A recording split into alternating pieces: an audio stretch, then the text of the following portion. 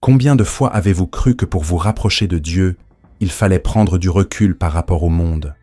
Combien de fois avez-vous entendu des phrases comme « le monde est sale »,« la vie matérielle n'est que tentation ». Pour atteindre la véritable spiritualité, il faut se priver de plaisir et se retirer du quotidien. Et combien de fois cette idée apparemment noble a-t-elle servi à vous culpabiliser de simplement vivre, de ressentir de la joie, de faire l'expérience de l'humain? Mais si vous prenez le temps d'y réfléchir honnêtement, vous réaliserez que cette mentalité d'évasion spirituelle a traversé les siècles et façonné la vision du divin de nombreuses personnes. Mais fuir le monde nous rapproche-t-il vraiment de Dieu? Ou cette évasion est-elle une illusion qui, au lieu de nous libérer, nous emprisonne encore davantage? Dès notre plus jeune âge, de nombreuses traditions religieuses nous ont inculqué l'idée que le monde est dangereux et que le corps est l'ennemi de l'âme. Les plaisirs étaient perçus comme des tentations. La matière était considérée comme inférieure à l'esprit. Et la vie quotidienne était traitée comme un fardeau à endurer, en attendant des récompenses ailleurs. Cette vision a engendré une spiritualité négative, marquée par le renoncement et le déni. Ce n'est pas un hasard si tant de personnes se sont retirées de la société humaine à la recherche de Dieu, persuadées que le sacré ne se trouve que dans le silence absolu, entre les murs d'un monastère ou dans des déserts lointains. Mais le Créateur de l'univers aurait-il créé le monde pour que nous le rejetions? Le Dieu de Spinoza, identifié à la nature elle-même, voudrait-il que nous le méprisions comme quelque chose d'impur? Spinoza a fait preuve d'audace en affrontant cette illusion. Pour lui, fuir le monde ne signifie pas se rapprocher de Dieu, mais s'éloigner de lui. Car si Dieu est la substance infinie qui s'exprime en toutes choses, chaque détail de la réalité est une manifestation divine. Le monde n'est pas un obstacle, il est une expression. Le corps n'est pas une prison, il fait partie de l'essence. Les affections ne sont pas des ennemis, ce sont des forces compréhensibles et transformables. Fuir le monde, de ce point de vue, c'est tourner le dos à sa propre vie, refuser l'opportunité de vivre pleinement ce que Dieu nous a déjà offert. Cette illusion d'évasion spirituelle est séduisante, car elle semble promettre la pureté. En niant le monde, on croit s'élever au-dessus des distractions, atteindre un état supérieur. Mais c'est en réalité l'inverse qui se produit. En rejetant le monde, on rejette l'expérience même de Dieu. La spiritualité née de cette évasion est fragile car elle repose sur l'isolement. Un seul contact avec la vie réelle suffit à tout s'écrouler. C'est comme une fleur qui ne survit que dans une serre. Elle paraît forte, mais elle ne résiste pas au vent. Spinoza nous montre que la véritable force spirituelle ne réside pas dans le fait de se cacher du monde, mais dans le fait d'apprendre à y vivre consciemment et considérer les conséquences de cette illusion. Combien de personnes se sont senties coupables d'éprouver du plaisir, comme si la joie était un péché? Combien n'ont pas su profiter des richesses simples de la vie, le rire, l'amour, l'amitié, la contemplation de la nature, les croyant trop banales pour être spirituelles? Combien n'ont passé des années à essayer de nier qui elles étaient, alors que la véritable spiritualité, comme l'enseigne Spinoza, consiste précisément à vivre en accord avec son essence. L'évasion spirituelle crée une fracture douloureuse. D'un côté, la vie réelle et ses affections. De l'autre, une idéalisation de la pureté inatteignable. Et dans ce conflit, les êtres humains se perdent, vivant divisés et malheureux. Spinoza nous appelle à un autre chemin. Il nous rappelle que la spiritualité ne consiste pas à nier, mais à comprendre. Il ne s'agit pas de rejeter, mais de transformer. Il ne s'agit pas de fuir, mais de vivre. La vie que Dieu nous a donnée n'est pas une erreur à corriger, mais une expression à réaliser. Le véritable sacré ne consiste pas à se retirer du monde, mais à s'y immerger avec un regard éveillé, reconnaissant le divin dans chaque aspect de l'existence. L'évasion spirituelle est une illusion, car elle promet Dieu mais n'apporte que le vide. Vivre dans le monde, avec conscience, révèle Dieu dans sa plénitude. Et c'est là que surgit la provocation de Spinoza. Si vous persistez à croire que la spiritualité exige l'évasion, vous n'avez peut-être pas encore saisi la grandeur du divin. Car Dieu se révèle non seulement dans les temples, mais aussi dans la rue, dans les relations, dans les affections, au travail, dans les moments banals qui tissent la trame de la vie. Il se manifeste non seulement dans le silence solennel de la prière, mais aussi dans le bruit de l'existence, lorsqu'on apprend à l'y entendre. Fuir le monde c'est limiter l'expérience de Dieu à un espace restreint. Vivre dans le monde, c'est s'ouvrir à sa perception omniprésente. Et si cette réflexion vous a touché, si elle a résonné en vous lorsque vous avez réalisé que la spiritualité a souvent été présentée comme une échappatoire plutôt qu'un mode de vie, je voudrais vous demander une chose importante. Aimez cette vidéo et abonnez-vous à la chaîne.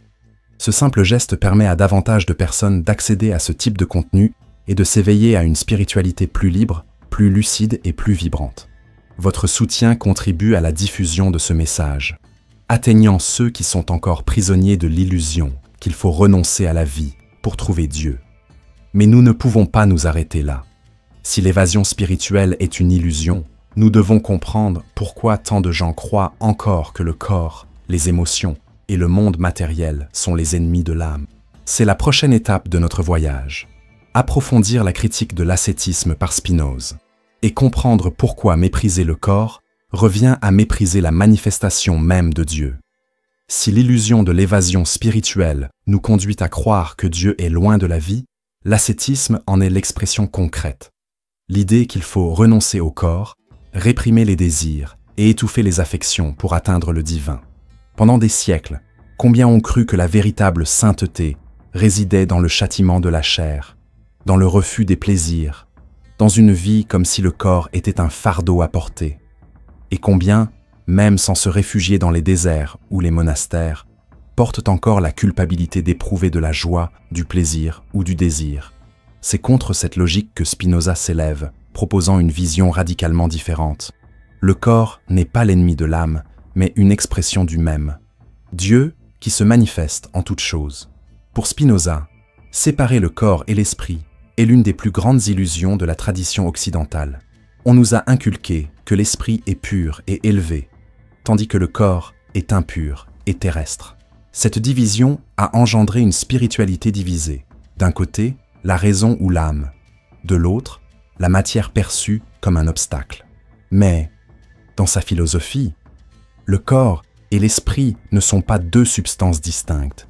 Ce sont deux modes d'expression d'une même réalité. La pensée est un attribut de Dieu. L'étendue, c'est-à-dire le corps, en est un autre. Et si tous deux proviennent du même Dieu, comment pourrions-nous mépriser l'un au nom de l'autre? Le corps n'est pas la prison de l'âme, il en est la face visible. Nier le corps, c'est nier une partie de sa propre essence. L'ascétisme, en ce sens, est le fruit de l'ignorance. Lorsque nous ne comprenons pas les affects qui nous animent, nous commençons à les traiter comme des ennemis.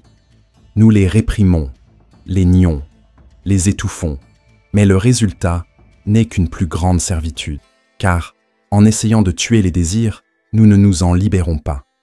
Nous devenons encore plus esclaves, prisonniers d'une lutte intérieure sans fin. Spinoza propose le contraire. Au lieu de nier les affects, il faut les comprendre. Le corps ne doit pas être puni, mais connu. Les désirs ne doivent pas être diabolisés, mais transformés en affects actifs qui accroissent notre pouvoir d'exister. La véritable spiritualité n'est pas mutilation, c'est intégration. Pensez à toutes les fois où vous vous êtes senti coupable d'éprouver du plaisir, culpabilité de vous réjouir, de savourer quelque chose de bon, comme si c'était trop banal pour être spirituel. Cette culpabilité est héritée d'une vision ascétique qui néglige le corps. Mais Spinoza nous rappelle que la joie est le signe que nous développons notre potentiel, que nous vivons en harmonie avec le divin. Bien sûr, il ne prônait pas l'abandon aveugle à tous les désirs, mais il montrait que la solution ne réside pas dans le refoulement, mais dans la compréhension. Le refoulement engendre la peur et le ressentiment. La compréhension engendre la liberté et la transformation. Et voyez comment cette critique de l'ascétisme est aussi une critique de l'idée même de sainteté, répandue depuis des siècles. De nombreuses traditions ont idéalisé la séparation du monde et la mortification du corps, comme si c'était une preuve de proximité avec Dieu. Mais ce qui a été créé, en pratique, est une spiritualité qui nie la vie.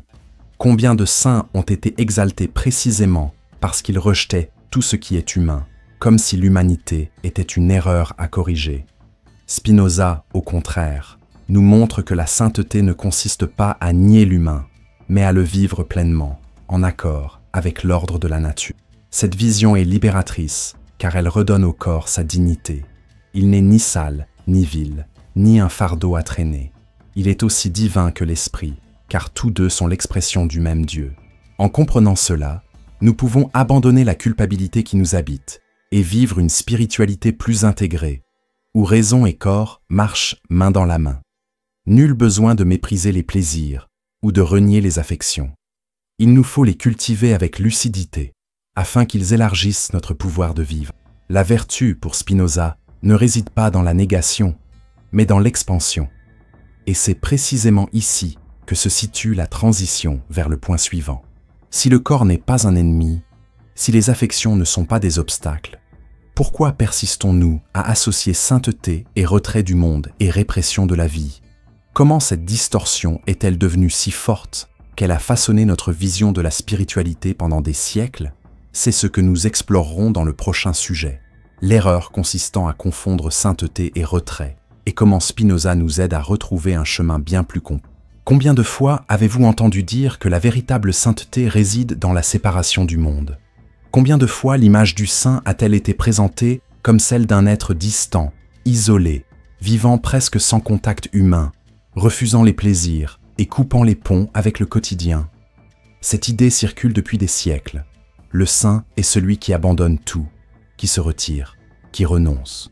Et, petit à petit, nous avons assimilé que sainteté est synonyme de séparation, comme si vivre dans le monde était, en soi, un obstacle à la rencontre avec Dieu. Mais cette association est-elle vraie? Ou s'agit-il d'une autre idée fausse, fruit de la même logique qui alimente l'ascétisme et l'évasion spirituelle? Spinoza a clairement perçu cette erreur. Pour lui, la sainteté n'a rien à voir avec l'isolement, mais plutôt avec la capacité de vivre lucidement, justement et en harmonie avec l'ordre naturel. Ce qui nous rapproche de Dieu, ce n'est pas de fuir la vie, mais d'y participer consciemment.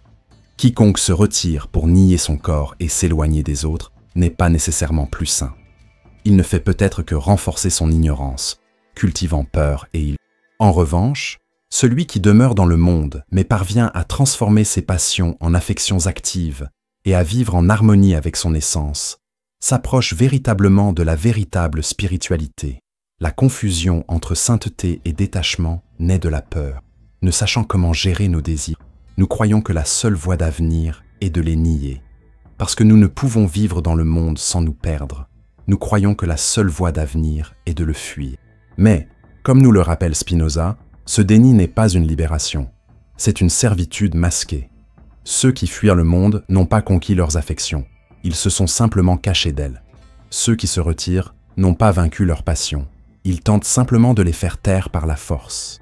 C'est comme se voiler la face pour éviter de voir le danger. L'illusion de la sécurité est grande, mais la réalité est toujours là. La sainteté authentique ne consiste pas à fuir, mais à apprendre à vivre au milieu du monde sans en être esclave. Il s'agit d'un changement puissant, car il nous libère d'une spiritualité qui cultive la culpabilité. Pendant des siècles, on nous a fait croire que ressentir du plaisir, rire aux éclats, savourer la vie ou aimer profondément étaient des signes de faiblesse spirituelle. La sainteté semblait un état inaccessible, réservé à ceux qui acceptaient de vivre sans lien, sans plaisir, sans ce qui est humain. Mais Spinoza nous montre que cette image est inversée. La véritable sainteté réside dans une vie pleine, avec raison et joie, en élargissant notre pouvoir d'exister. Le saint, en ce sens, n'est pas celui qui fuit le monde, mais celui qui y vit en pleine conscience. Et voyez comment cette compréhension transforme la pratique spirituelle. Au lieu de rechercher constamment la distance, nous commençons à rechercher la présence. Au lieu de nier l'humain, nous commençons à reconnaître le divin en lui. Au lieu de chercher la pureté par le déni, nous cherchons à être entiers par l'intégration. Cela signifie que chaque acte quotidien peut devenir une expression de sainteté. Votre façon de travailler, vos relations, la façon dont vous prenez soin de vous et des autres. Tout peut être un espace de manifestation du divin lorsqu'il est vécu en harmonie avec l'ordre supérieur de la vie. Cette critique de Spinoza nous aide à retrouver la spiritualité comme quelque chose de vivant et de proche. Nul besoin d'abandonner le monde pour trouver Dieu, car il est déjà présent dans le monde. Nul besoin de renier le corps pour se rapprocher de lui, car le corps est déjà une expression de son essence. Nul besoin de s'éloigner des autres pour vivre la sainteté, car c'est précisément dans la rencontre avec les autres que nous apprenons à élargir notre joie et notre liberté. Confondre sainteté et détachement est une erreur qui nous prive de vie. La vraie sainteté réside dans la vie. Et c'est ici que se pose la transition naturelle. Si la sainteté n'est ni fuite, ni séparation, mais vie en plénitude, cela n'est possible que parce que Dieu n'est pas extérieur au monde, mais en lui, comme substance même de la nature. Et c'est précisément ce point qu'il nous faut approfondir maintenant. La vision spinoziste selon laquelle Dieu et la nature ne font qu'une, et que vivre dans le monde revient, en définitive, à vivre en Dieu. Si nous avons vu jusqu'ici que fuir le monde est une illusion, et que la sainteté ne signifie pas séparation, mais présence lucide, nous arrivons au cœur de la philosophie de Spinoza, l'identification de Dieu à la nature elle-même. C'est là qu'il rompt définitivement avec la vision traditionnelle et propose une révolution. Dieu n'est pas un être extérieur qui aurait créé le monde de loin et l'observerait de l'extérieur. Dieu est le monde lui-même dans sa totalité, la substance infinie qui s'exprime dans chaque détail de la réalité. Par conséquent, rejeter le monde, c'est rejeter Dieu lui-même, et vivre pleinement en lui est la forme la plus authentique de spiritualité. Cette conception, Deus sive natura, Dieu, c'est-à-dire la nature, ne signifie pas que Dieu se réduise à la somme des arbres, des rivières et des montagnes. Il ne s'agit pas d'un panthéisme simpliste, comme certains critiques l'ont accusé. Pour Spinoza, Dieu est infiniment plus grand que les parties que nous percevons, mais rien n'existe en dehors de lui. Tout ce qui existe est une expression de son essence, chaque chose étant un mode de cette substance infinie. Cela signifie que la nature n'est pas une œuvre distincte de Dieu, mais la manifestation même de son existence. Le divin n'est pas situé dans un lieu lointain, mais dans tout ce qui est réel. Et comprenez ce que cela signifie pour la spiritualité pratique. Si Dieu est la nature elle-même, nul besoin de rechercher des signes surnaturels pour prouver sa présence. Nul besoin d'attendre des miracles qui perturbent l'ordre de la réalité. Le plus grand miracle est l'ordre de la réalité elle-même, son existence, l'existence de lois qui régissent le mouvement des astres, le flux de la vie, la complexité du corps humain, la capacité de compréhension de l'esprit. Tout cela est déjà une expression directe de Dieu. Ce qui manque, ce n'est pas sa présence, mais la perception qu'il est déjà en toute chose. Cette perspective dissout également la dichotomie entre sacré et profane. Pendant des siècles, on nous a enseigné que seuls certains espaces, moments ou pratiques étaient spirituels. Un temple, un autel, un rituel spécifique. Spinoza démontre que cette division est illusoire, car il n'y a ni espace ni temps hors de Dieu. Le sacré n'est pas confiné entre des murs, il se manifeste dans chaque détail de la vie. La prière n'est pas plus sainte que le silence de la nature. Le temple n'est pas plus divin que le corps humain. Tout est expression du même Dieu. La question n'est pas de savoir s'il est présent, mais si nous pouvons le voir. Mais cette vision implique aussi une responsabilité. Si le monde est une expression de Dieu, notre relation avec lui doit changer. Nous ne pouvons pas traiter la nature comme un objet jetable, car elle est une manifestation du divin. Nous ne pouvons pas traiter le corps comme un fardeau, car lui aussi est une expression du divin. Nous ne pouvons pas traiter les autres comme de simples moyens, car chaque personne est un mode de la même substance infinie qui nous soutient. Vivre en Dieu, c'est vivre dans le respect de la réalité sous toutes ses formes. Et voyez comment cela rejoint le thème de ce texte. Si Dieu est la nature elle-même, alors il ne veut pas que vous échappiez au monde, car échapper au monde serait lui échapper. Il veut que vous y viviez, car y vivre, c'est vivre en lui. La spiritualité authentique ne consiste pas à renier le quotidien, mais à apprendre à percevoir la présence divine dans chacun de ses aspects. C'est l'essence même de la proposition spinoziste. Ne pas chercher Dieu dans un au-delà inaccessible, mais le reconnaître ici, maintenant, dans ce qui existe sous nos yeux. Et c'est précisément à ce stade que nous passons à l'étape suivante. Si Dieu est la nature même, et que vivre en lui revient à vivre dans le monde, comment cela se traduit-il concrètement? Que signifie concrètement bien vivre selon Spinoza? La réponse se trouve dans son éthique. La vie bonne n'est pas une fuite, mais un engagement lucide, où l'on transforme les passions en affections actives, et où l'on participe pleinement à la communauté humaine. C'est le sujet de la section suivante. Si nous comprenons que Dieu n'est pas extérieur au monde, mais qu'il est le monde lui-même dans son infinité, la question naturelle est: que signifie concrètement bien vivre au sein de cette réalité? Et ici, Spinoza est clair. Bien vivre ne consiste pas à fuir, à nier ou à se cacher, mais à s'engager dans la vie avec lucidité, à transformer les passions qui nous asservissent en affections actives qui nous renforcent, et à participer à la communauté humaine avec conscience et responsabilité. Autrement dit, la vie bien n'est pas une fuite, mais un engagement. De nombreuses traditions ont associé l'idée de vertu au détachement. Plus on est éloigné du monde, plus on est pur. Plus on est isolé, plus on est saint. Plus on est détaché de la vie, plus on est proche de Dieu. Spinoza rompt avec cette idée. Pour lui, la vertu ne consiste pas à nier la vie, mais à la vivre pleinement, en harmonie avec l'ordre naturel. Bien vivre, c'est accroître son propre pouvoir d'exister. Et cela ne se produit que lorsque nous apprenons à comprendre et à transformer les affects qui nous imprègnent. Cette transformation est essentielle.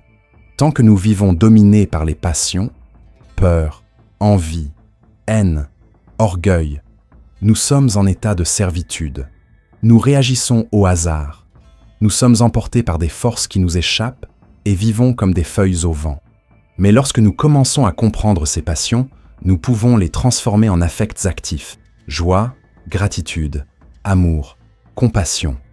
Ces affects ne nous asservissent pas, mais nous renforcent, car ils naissent de la clarté et de la raison.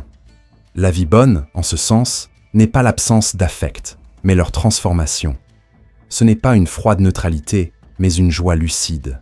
Et comprenez que cette vie bonne, pour Spinoza, n'est pas solitaire. Il ne s'agit pas de s'isoler en quête de perfection individuelle. Au contraire, c'est dans l'interaction avec les autres que notre potentiel s'épanouit le plus significativement. Nous sommes des êtres relationnels. Et bien vivre signifie aussi construire des relations qui accroissent le potentiel de chacun. L'amitié, l'attention, la collaboration, la justice. Tout cela fait partie d'une vie bonne.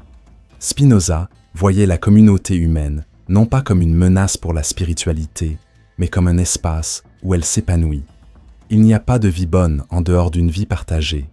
Cette vision nous amène à comprendre que la spiritualité, pour Spinoza, n'est pas un état d'évasion, mais une pratique d'engagement quotidien. Bien vivre, c'est travailler, aimer, créer, apprendre, partager, comprendre. C'est participer au monde avec lucidité, en reconnaissant le divin dans chaque aspect de l'existence. Cela signifie que nous n'avons pas besoin d'attendre une vie après la mort, car la vie heureuse est accessible ici et maintenant, lorsque nous choisissons de vivre en accord avec notre essence et l'ordre supérieur de la nature. Et voyez comme c'est libérateur. Nul besoin de se culpabiliser d'être dans le monde, ni de croire que la spiritualité exige d'abandonner la vie ordinaire. La voie de Spinoza est à l'opposé. Il s'agit de s'immerger dans la vie avec conscience, d'apprendre à transformer ce qui semble être un obstacle en opportunité d'épanouissement. Le travail peut être un espace de spiritualité. Les relations peuvent être un espace de spiritualité. Même les défis peuvent être un espace de spiritualité, si nous savons les vivre tous comme faisant partie du tout qu'est Dieu. Telle est l'éthique spinoziste. La vie bonne est celle où nous développons notre propre potentiel et contribuons à celui des autres, en vivant en harmonie avec la réalité. Et cette harmonie n'est pas un concept abstrait.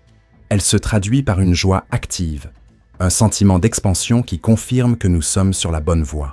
C'est précisément ce point qu'il nous faut explorer maintenant. La joie non pas comme une émotion passagère, mais comme la confirmation que nous vivons en harmonie avec Dieu et le monde. Quand on parle de joie, on pense souvent à des moments fugaces, un cadeau inattendu, une victoire remportée, une rencontre heureuse. Ces moments sont intenses, mais ils s'estompent rapidement, laissant place à l'anxiété du stimulus suivant. C'est une joie fragile, dépendante de facteurs extérieurs, et qui, dès qu'ils disparaissent, laisse un vide. Mais pour Spinoza, il existe une autre joie, bien plus profonde, transformatrice et durable, qui témoigne de notre harmonie avec le monde et avec Dieu. Cette joie n'est ni une euphorie, ni une excitation superficielle, mais une confirmation intime que notre vie est sur la bonne voie. Il appelle cette expérience la joie active. Contrairement aux joies passives, qui nous envahissent sans que nous en comprenions les causes et nous rendent dépendants du hasard, la joie active naît de la clarté et de la compréhension. C'est l'expansion de notre pouvoir d'exister lorsque nous agissons selon notre essence et en harmonie avec l'ordre naturel. Il ne s'agit pas d'attendre que le monde nous offre des raisons de sourire, mais de vivre de telle sorte que la vie elle-même devienne une source de satisfaction. La joie active se nourrit d'elle-même. Elle ne dépend pas de ce qui vient de l'extérieur, mais de notre alignement intérieur. Et remarquez le lien avec ce que nous avons vu jusqu'ici. Fuir le monde engendre peur, isolement et culpabilité. Dédaigner son corps engendre division et ressentiment. Confondre sainteté et isolement conduit au déni de la vie. Mais lorsque nous décidons de vivre dans le monde avec lucidité, engagement et éveil, le résultat naturel est une joie active. C'est comme si la réalité elle-même confirmait notre choix. Nous ressentons plus de vitalité, plus de paix, plus de clarté. Cette joie n'est pas une récompense que Dieu nous donne pour notre obéissance, mais la conséquence inévitable d'une vie en harmonie avec l'ordre divin. Cette joie a également un effet transformateur sur les relations. Ceux qui la ressentent n'ont pas besoin de rivaliser, de manipuler ou de dominer, car leur satisfaction ne dépend pas de la défaite des autres, mais d'une vie en cohérence avec eux-mêmes et le tout. Cela génère une présence rayonnante de paix, de confiance et de générosité. C'est pourquoi, chez Spinoza, la joie active n'est pas seulement un sentiment individuel, mais une force collective. Elle renforce les liens, crée l'harmonie et ouvre la voie à une coexistence plus juste. Là où règne la joie active, il y a expansion collective. Et voyez comme cela est différent du bonheur superficiel que nous recherchons si souvent. La joie qui dépend de réalisations extérieures est instable. Il suffit de perdre ce que nous avons acquis pour qu'elle disparaisse. La joie active, en revanche, perdure même au milieu des difficultés, car elle ne dépend pas des circonstances, mais de la lucidité avec laquelle nous voyons la vie. C'est comme une flamme intérieure qui reste allumée, même lorsque les vents contraires soufflent. C'est la confirmation que nous vivons en harmonie avec Dieu. Une sérénité inébranlable, une joie qui ne s'éteint jamais. Ce point est crucial car il nous montre qu'une vie heureuse n'est pas une idée abstraite, mais quelque chose que l'on peut ressentir et expérimenter. Nul besoin de signes extérieurs pour savoir que nous sommes sur la bonne voie. La joie active elle-même en est le signe. Lorsque nous ressentons cette expansion intérieure, lorsque nous réalisons que notre vie s'élargit, devient plus libre et plus lumineuse, c'est la réalité elle-même qui nous dit « Vous êtes en harmonie ». C'est le langage de Dieu en nous, non pas comme une voix ou un commandement, mais comme une expérience vivante. Et c'est précisément ce qui nous amène à la conclusion de ce voyage. Si fuir le monde est une illusion et que la véritable spiritualité réside dans sa vie, si la vie juste se manifeste par l'engagement et si la joie active confirme que nous sommes sur le chemin, alors ce que Dieu attend de nous n'est pas l'isolement, mais l'épanouissement. L'appel final de Spinoza est clair, vivre pleinement comme une expression du divin.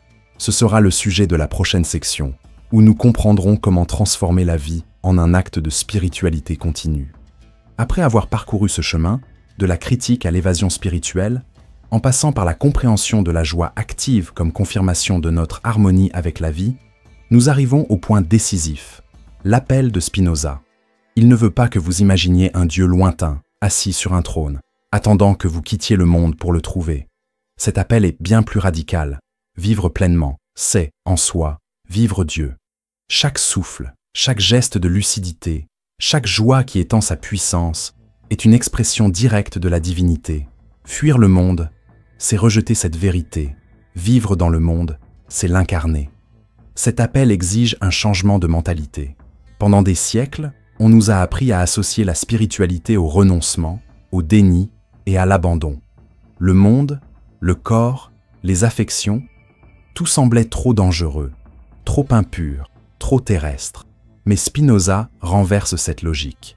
Il nous montre que le monde est Dieu manifesté, que le corps est aussi divin que l'esprit, que les affections peuvent être des voies d'expansion lorsqu'elles sont comprises.